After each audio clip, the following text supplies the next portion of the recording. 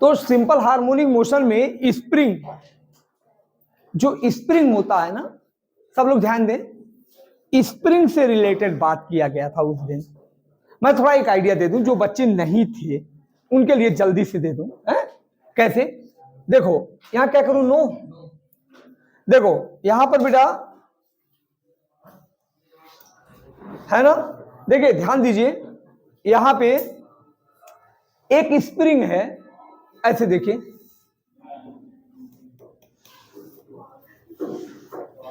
ये स्प्रिंग है और इससे एक मास ऐसे सस्पेंडेड है, ये लटका हुआ है।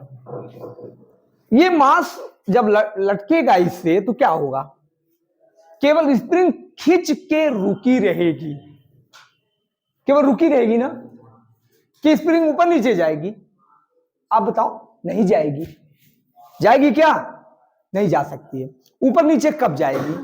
अगर आप इसके ऊपर थोड़ा सा फोर्स लगा करके, कोई एक्स्ट्रा फोर्स लगाओ और लगा के छोड़ दो, तो ये क्या करेगी?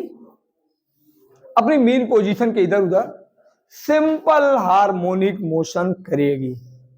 ठीक है बेटा, ये बताओ, अगर स्प्रिंग का मास m है और स्प्रिंग कांस्टेंट k है, k, ठीक है, तो टाइम पीरियड इसका हम लोगों ने प्रूव किया। देखो टाइम पीरियड क्या होगा, जो अपने मेन पोजीशन के इधर उधर टू एंड फ्रो करता है ना, वो सिंपल हार्मोनिक मोशन करता है, और उसका टाइम पीरियड, आ जाओ, उसका टाइम पीरियड होता है ना, और वो टाइम पीरियड बेटा क्या था, 2 pi under root m by k. देखो बेटा ये ध्यान दीजिए, t equal to 2 pi under root m by k, बोलो, ये इसका टाइम पीरियड था। सारे बच्चे थोड़ा ध्यान से समझने का प्रयास करें। तो इसका मतलब स्प्रिंग, अगर स्प्रिंग सिंपल हार्मोनिक मोशन करती है तो उसका time period 2 pi under root m by k होता है। यहां कहीं पर स्प्रिंग के लेंथ को नहीं, उसका जिक्र नहीं किया गया है, कोई लेंथ फार्मूले में नहीं आया है, नहीं आया ना, कहीं बेटा ग्रेविटी की बात नहीं हुई है। mg तो नीचे लगेगा ही लगेगा, लेकिन देखिए दो चीज एब्सेंट है, लेंथ ऑफ स्प्रिंग और g, ये दोनों चीज एब्सेंट है। ध्यान दें सब लोग कायदे से, बेटा दोनों चीज एब्सेंट है। इसका मतलब, इसका क्या मतलब हुआ, कुछ ऑब्जेक्टिव्स भी करेंगे ना आप, कि स्प्रिंग का टाइम पीरियड स्प्रिंग की लंबाई पे डिपेंड नहीं करता है। किसी की बुद्धि, उसकी सुंदरता, उसकी लंबाई से क्या मतलब है, 6 फीट लंबा है, बहुत स्मार्ट सुंदर है, उससे उसके दिमाग का कोई रिलेशन ही नहीं है। तो उसका टाइम पीरियड उसकी लंबाई पे, स्प्रिंग की लंबाई पे, और ग्रेविटी मींस सिचुएशन। क्या सिचुएशन है? सफल लोगों के लिए किसी सिचुएशन की जरूरत नहीं होती है। कुछ लोग कहते हैं क्या करूं सर, मेरी सिचुएशन ही ऐसी थी, नहीं मैं ये बन गया होता, मैं वो बन गया, मैं ये बन गया, मैं कुछ ऐसा एक्सक्यूज देने वाले लोग आज जान ले, उन्हें कभी सफलता नहीं मिलेगी। सिचुएशन यानी ग्रेविटी, चाहे अर्थ पे उसको आप सिंपल हार्मोनिक मोशन कराओ, चाहे माउंटेन पे कराओ, चाहे लिफ्ट में जहां जी बदल जाता, चाहे पानी में लेके चले जाओ, और चाहे ग्रेविटी जी कहते हैं एट हाइट h, तो जी घट जाता है, बढ़ जाता है, ऐसे बताया गया था ग्रेविटेशन में। इसका मतलब time period of spring does not depend on length of spring and gravity. तो क्या हो गया इसका मतलब, शिवान समझो बेटा, इसका मतलब ये हो गया कि अगर स्प्रिंग को आप कुछ इस तरीके से कर दो और इसको दबाओ और दबा के छोड़ दो, तो वही सिचुएशन होगी।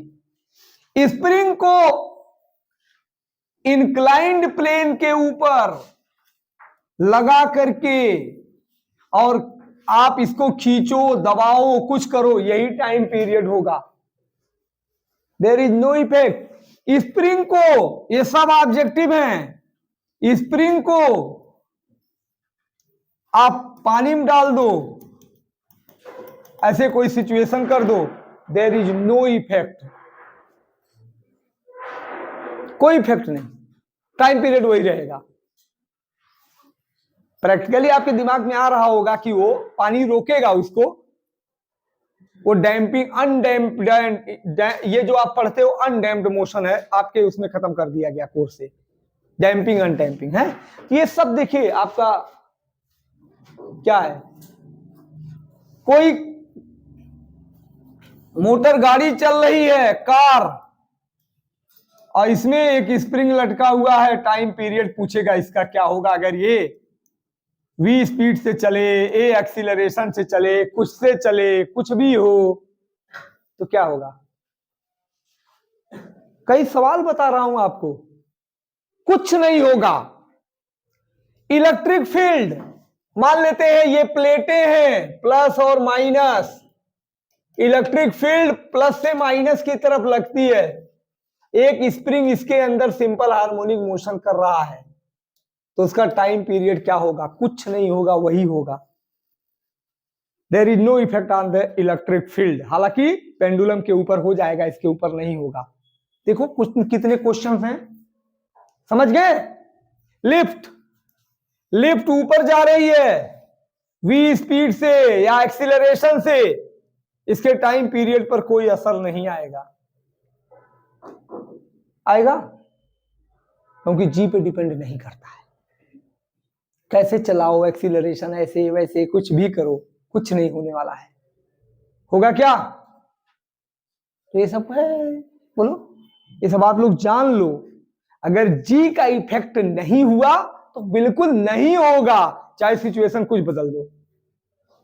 बोलो, यही सफलता है।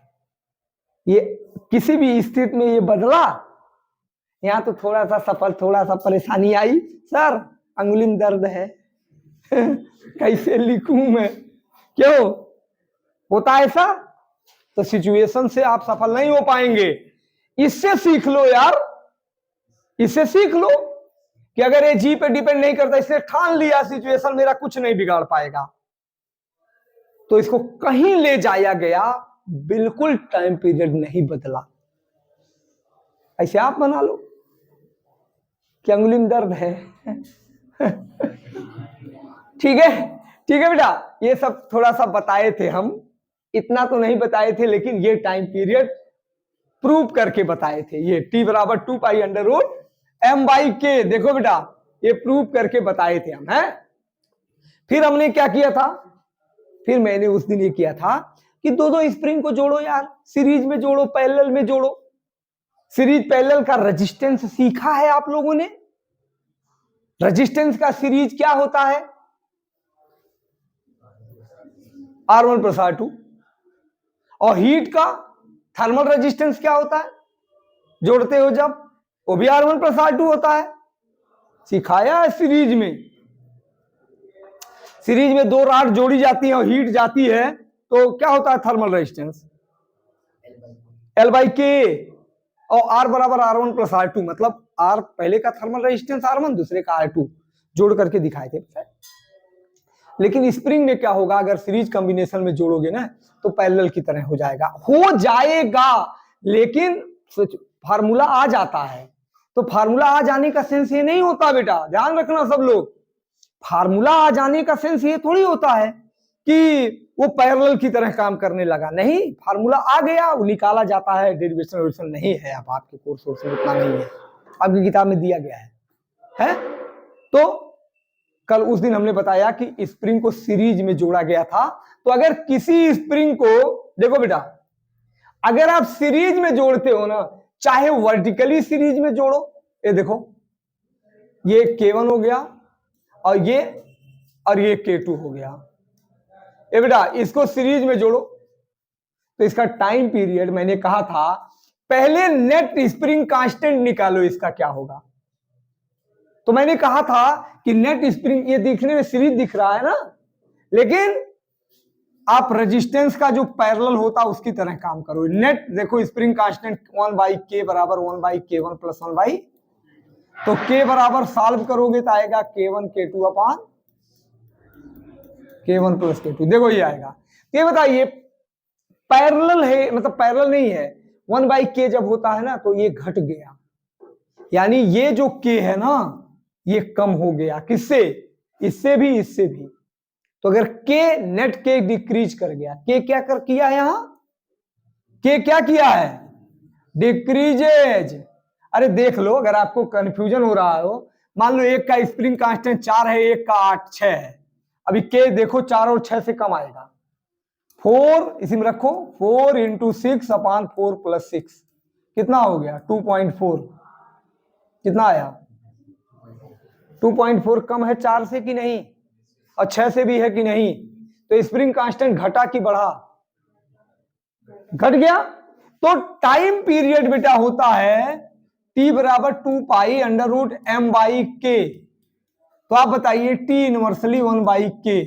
अरे ये सब तो कांस्टेंट है, तो k अगर घट गया तो t क्या हो जाएगा? t increases. t क्या हो जाएगा? इंक्रीजेज। यानी t, ये t आप कह सकते हो, t डैश कह सकते हो, मतलब ये इंक्रीज कर गया, बढ़ गया। तो थोड़ा सा बड़े सवालों में ऑब्जेक्टिव से भी तो सीखोगे कि नहीं सीखोगे? अगर आप सीरीज ऐसे ही नहीं जोड़ना है, सीरीज का ये वर्टिकल कॉम्बिनेशन है, सीरीज का हॉरिजॉन्टल कॉम्बिनेशन कैसे होगा? एक मेज पे,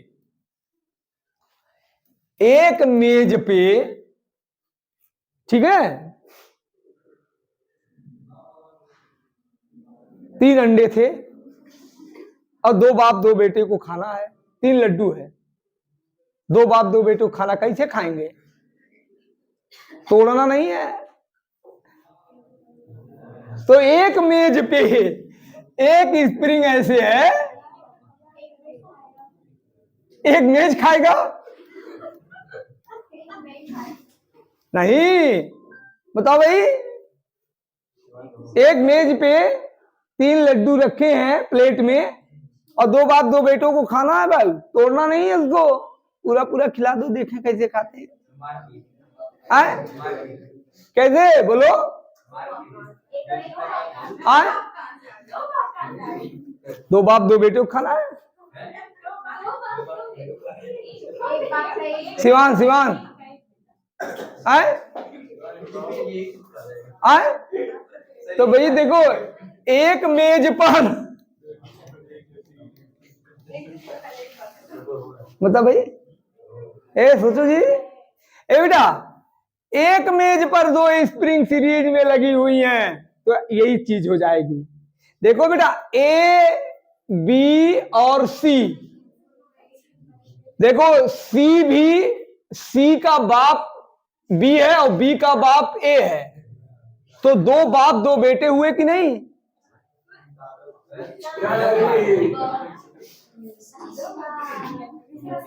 या आपके बाबा दादाजी और आपके पापा और आप, 2 बाप 2 बेटे नहीं हो क्या? 2 बाप 2 बेटे नहीं है क्या भाई? ए का लड़का बी है, सुनो जी, ए का लड़का बी का लड़का सी, तो 2 बाप 2 बेटा, ए का लड़का बी का लड़का सी, तो 2 लड़के हुए, 2 बाप हुए, 2 बाप 2 बेटा। समझ में आया? नहीं आया? अच्छा नहीं आया तब सोचना घर पे। ये देखो बिना तोड़े लड्डू खा गए, 3 ही लोग थे, 2 बाप 2 बेटे, समझे? तो थोड़ा, तो एक स्प्रिंग ये बेटा K1 K2 सीरीज में ऐसे भी होता है, ऐसे भी होता है, दोनों का आंसर सेम है। और मैंने ये भी बताया था अगर इंक्लाइंड प्लेन पर ऐसे लगाओगे तो भी आंसर सेम आएगा, ऐसे आंसर सेम आएगा। ये हो गया K1 और ये हो गया K2, सेम 2 स्प्रिंग है वहां, कोई फर्क पड़ेगा इंक्लाइनेशन से? इतना मैं बता चुका था, आप लोग किसी कॉपी से देख लेना, ठीक है? ये आंसर तीनों के लिए आंसर सेम है। अब पैरेलल कॉम्बिनेशन ऑफ स्प्रिंग करना है। लिखिए parallel combination of spring. Heading डालो, नोट कर लो, चल नोट कर लो। ए बेटा बंद कर दो, हाथ बंद कर दो। नोट करोगे, नोट करना है। क्या लिखे हैं?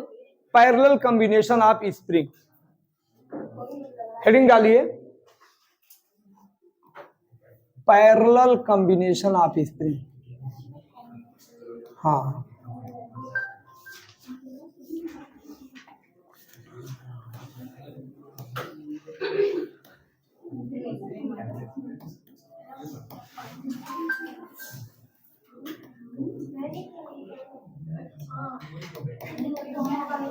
बेटा सुनो, पैरेलल कॉम्बिनेशन ऑफ स्प्रिंग, जब जैसे पैरेलल कॉम्बिनेशन ऑफ स्प्रिंग, तो स्प्रिंग के पैरेलल कॉम्बिनेशन का मतलब क्या? पैरेलल तो आप लोग समझते हो ना, पैरेलल का मतलब है स्प्रिंग को पैरेलल में लगा के उसमें कोई मास लगा के उसको खींच दिया जाए, और खींचने के बाद उसको छोड़ा जाए तो दोनों एक साथ क्या करें?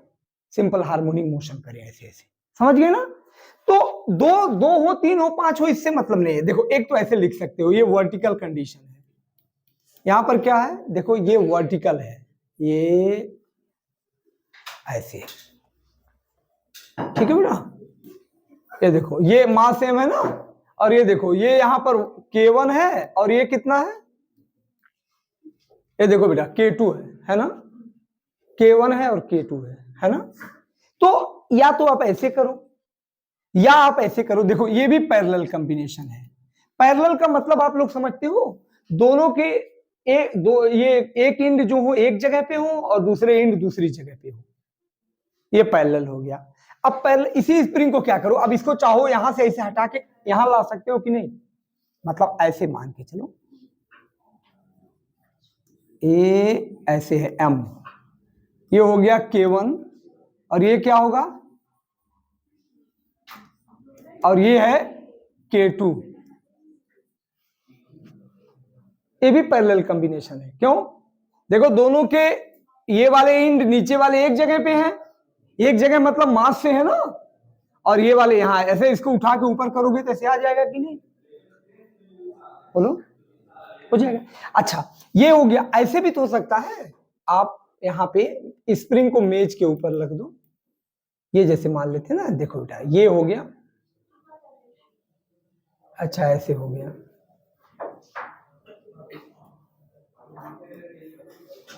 ये देखो N और K2, देखो ये भी वही है, ये पैरेलल है कि नहीं?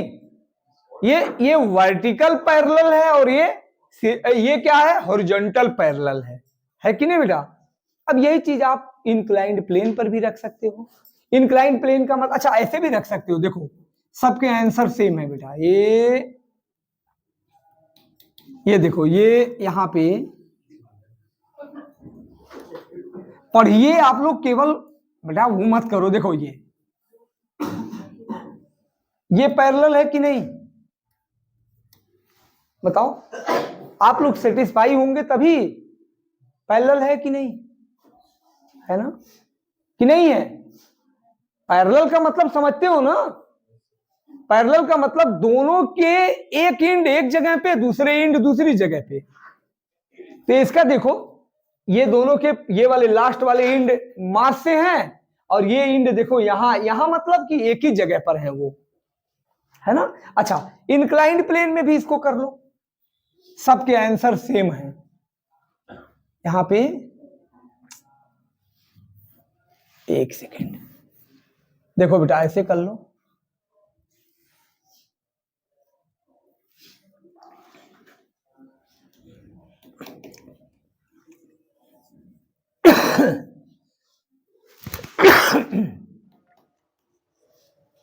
देख रहे हो ना, ये सब वही है। बना लीजिए, बना लो।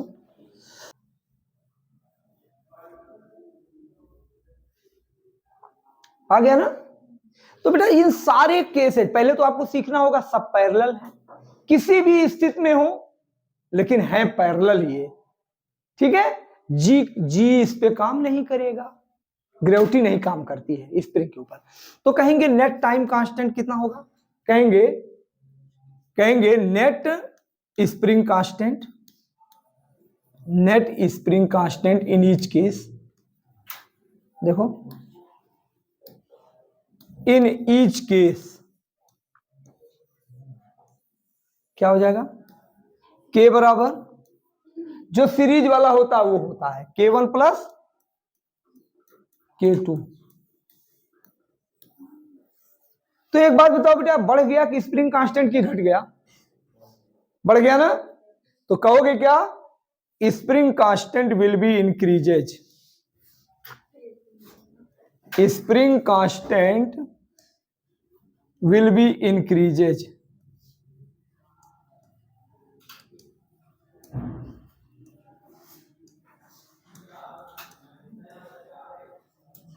देखिए, तो स्प्रिंग कांस्टेंट बढ़ जाएगा तो टाइम पीरियड क्या हो जाएगा, बस कहेंगे इसलिए therefore time period will be,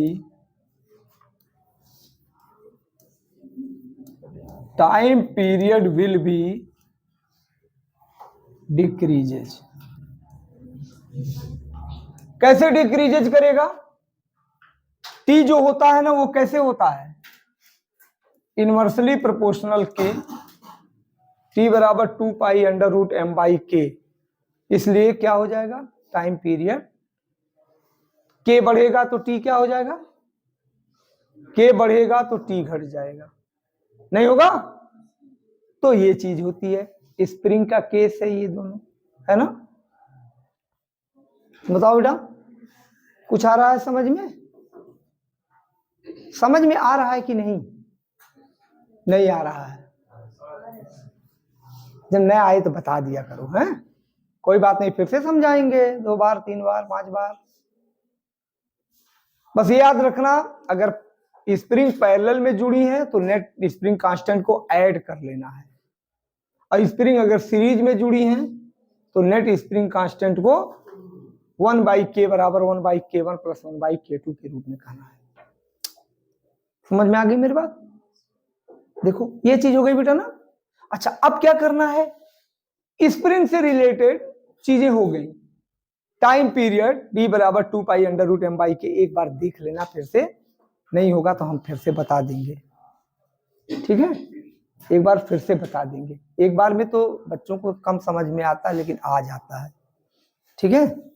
अच्छा, अब क्या आता है आपके कोर्स में है, एक और है time period of simple pendulum, जो आप पढ़ते हुए आते हो।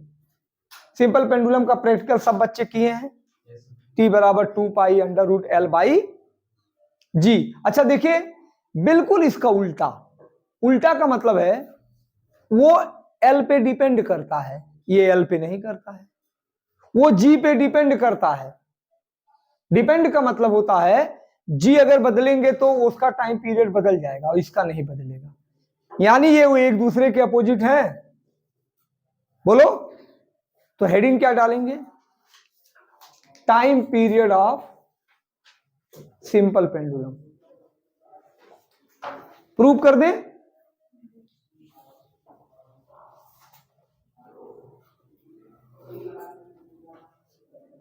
चल कर लो बेटा, time period of simple pendulum.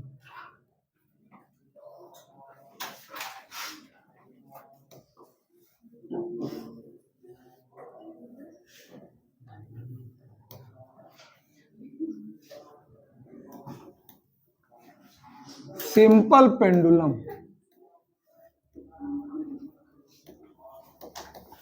अच्छा सारे बच्चे सिंपल पेंडुलम देखे हैं, घड़ी उड़ी तो देखे ही होंगे ना, जो दीवार वाली घड़ी होती है, पेंडुलम वाली घड़ी, या आपने स्कूल में आप लोग प्रैक्टिकल भी किए होंगे, ऐसे लटका करके छोटा सा बॉब होता है पीले कलर का, धागे से लटका के 1 मीटर धागे से लटकाते हैं, और वो क्या करते हैं बेटा, ऐसे थोड़ा सा खींचते हैं, बहुत कम एंगल करते हैं, बहुत थोड़ा एंगल है, और वो ऐसे ऐसे अपने यहाँ मीन पोजीशन, जिसको बीच वाला जगह को मीन पोजीशन कहते हैं, शुरुआत ही यही से होती है, तो उसी से क्या करता है वो टू एंड फ्रो यहां बीच से करता है, और उसका टाइम पीरियड होता है टी बराबर, टाइम पीरियड माने टाइम 2 पाई और अंडर रूट एल बाई जी, जैसे वहां अंडर रूट एम बाई के, तो एल की जगह पर क्या हो जाएगा, एम की जगह पर एल और के की जगह पर जी हो गया। ठीक है, कैसे होगा वो दिखा दे रहे हैं, वहां भी दिखाए थे कैसे हुआ था, एम बाई के प्रूव किया गया था बेटा। ऐसे नहीं कि जबरदस्ती जो चाहे वो कर दीजिए। समझ गए? तो अब आप ध्यान दो यहां पे, ऐसे देखो कैसे करेंगे। ये पेंडुलम है, एक पेंडुलम को यहां से लटका देते हैं। अरे भाई फिजिक्स जो है बहुत आसान है, पता नहीं आप लोगों को। ये बेटा फिजिक्स कैसे कहते हो, फिजिक्स बहुत आसान, अगर इसमें इंटरेस्ट किसी का जग गया, बहुत आसान सब्जेक्ट है फिजिक्स। मेरा लड़का जब आखिर बार जेई दिया, देखो अभी होना भी आगे है, तो पहले वाले में कहा कि उसको 70 मिनट लग गया, उसको 70 जी चला दो। एल बाई जी अगर आप जानते हो तो आप गलत जानते हो, सिर्फ इसको जानो कि ये कैसे सेट हो गया, टी बराबर 2 pi under root L by G, इसका टाइम पीरियड कैसे आया। देखो बेटा ये बॉब है जिसका मास है m, ठीक है। अब इसको क्या करते हो ना, थोड़ा सा आप यहां पे ऐसे देखो, ऐसे थोड़ा सा आप यहां पे लाते हो, ये यहां पे ज्यादा नहीं लाना होता है, आप ये ध्यान रखना। आप अगर ज्यादा इसको करोगे तो सिंपल पेंडुलम ये नहीं हुआ, ऐसे बना लेते हैं। चलो यही हो गया, देखो ये हो गया। अब ये सिंपल पेंडुलम देखो बेटा, लेंथ एल यही है, एल ए भी होगा कि नहीं होगा, है ना। ये इतना कम घूमा है कि ये लगेगा कि 90 डिग्री है, ये बहुत कम घूमा है ऐसे, बोलो ये इतना कम घूमा। जब ये देखो ये चीज थोड़ी सी ऐसे घुमाओ ऐसे, है तो ये सीधा ही है, तो ये 90 लगेगा, एक सीधी लाइन लगेगी, ये लगेगा कि ऐसे 90 है, ठीक है। चलो कितना एंगल घूम गया है, थीटा एंगल घूम गया है। अब थोड़ा सा इसमें देखो पीछे की चीजें जरूर आना चाहिए, रिजॉल्वेशन वेक्टर वक्टर में कुछ होता है ना। अच्छा इसका वेट कहां लगेगा बेटा, वेट, अब ये मीन पोजीशन है, ये कौन सा पोजीशन है, ये सब तो याद ही रहना चाहिए बच्चे को कि मीन पोजीशन क्या होता है। ये कौन सी पोजीशन है, एक्सट्रीम पोजीशन है, ये देखो एक्सट्रीम पोजीशन है ये, ठीक है ना। अच्छा ये बताइए इसका वेट तो देखिए कभी भी कहीं हो, यहां भी नीचे लगेगा, यहां भी क्या लगेगा, वेट कहां लगेगा, नीचे की तरफ लगेगा, नहीं लगेगा वेट। वेट पूरी कहीं भी कोई कैसा भी मोशन करे यार, आप घूमते नाचते चलो तब भी आपका वेट नीचे ही लग रहा है, आप झूले में ऐसे ऐसे हो तो भी आपका वेट नीचे लग रहा है, वेट तो नीचे लगता है mg। अच्छा एक बात बताओ बेटा, अगर mg नीचे लग रहा है ना, तो ये जा तो इधर रहा है, ये किधर जा रहा है, ये अभी आप देखो जा नहीं रहा है, इसे पेंडुलम होता, पेंडुलम देखा सब लोगों ने। आप पहले क्या करते हो जानते हो, कैसे प्रैक्टिकल करते हो, इसको आपने हाथ से पकड़ के यहां ले जाते हो, आप उसके बाप को ऐसे पकड़ के पहले आप ऐसे ले जाते हो, ध्यान दो, आप ले जाते हो, अब छोड़ते हो इसको, तो ये ऐसे ऐसे करता है, आप यहां से पकड़ के धीरे से पहले यहां ले जाते हो। जब आप इधर ले जाते हो तो ये जाना किधर चाहता है, एक्चुअल जाना किधर चाहता है, मेन पोजीशन। तो बेटा जब ये इधर आना चाहता है ना, तो उसी फोर्स को बोलते हैं रीस्टोरिंग फोर्स, जो आपके ले जाए के अपोजिट डायरेक्शन में जाता हो, उसी को रीस्टोरिंग फोर्स कहते हैं। कहीं भी जिधर वो जाना चाह रहा हो, जिधर वो मतलब ले जा रहे हो, लेकिन वो जाना